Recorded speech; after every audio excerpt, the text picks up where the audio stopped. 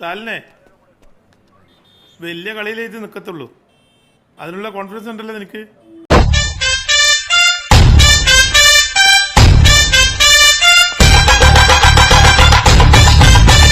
കിടന്നങ്ങുറങ്ങി സ്വപ്നത്തിലേ പറയണം,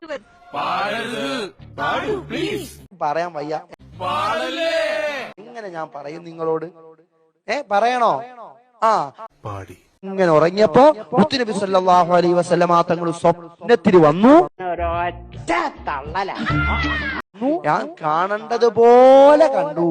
മുത്തം നെറ്റിക്കിവിടെ തന്നു. ഒരു മുത്തം തരാൻ പാടില്ല എന്നൊന്നും അന്റെ ഉപ്പാപ്പ പറഞ്ഞിട്ടുണ്ടാവില്ല. കവളിൽ ഉമ്മ തന്നു, കെട്ടിപ്പിടിച്ചു. എന്റെ കുട്ടിയാണ് എന്ന് പറഞ്ഞു.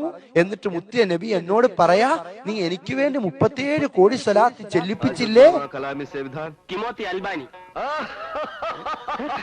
നീ ഇത്രയൊക്കെ കാര്യങ്ങൾ ചെയ്തില്ലേ?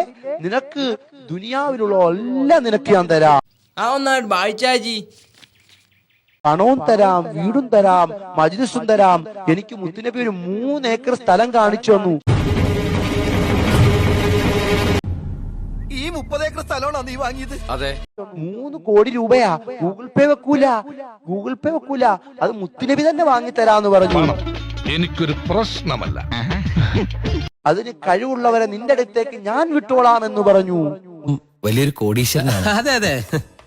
അംബാനിക്കൊപ്പം പണക്കാരനാണ്. അംബാനിയേക്കാൾ ഇത്തവണത്തെ ഇയറിലെ കണക്ക് വെക്കപ്പെടല്ലേ? അതെ. അംബാനിയേക്കാൾ മേലെ പണക്കാരൻ ഇദ്ദേഹത്തിന് നബി പറഞ്ഞു.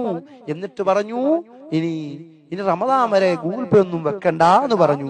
റിസർവ് ബാങ്ക് വരെ ഇദ്ദേഹത്തിന് സ്വന്തമായിട്ടുണ്ട്. 3 എണ്ണം. റിസർവ് ബാങ്ക് ആണോ 3 എണ്ണം? അതെ. ഇപ്പൊ 2 എണ്ണം പുതുതായിട്ട് ചെയ്യാൻ പോകുന്നു. ഒന്ന് നെടുമങ്ങാട്, ഒന്ന് കാക്കനാട്.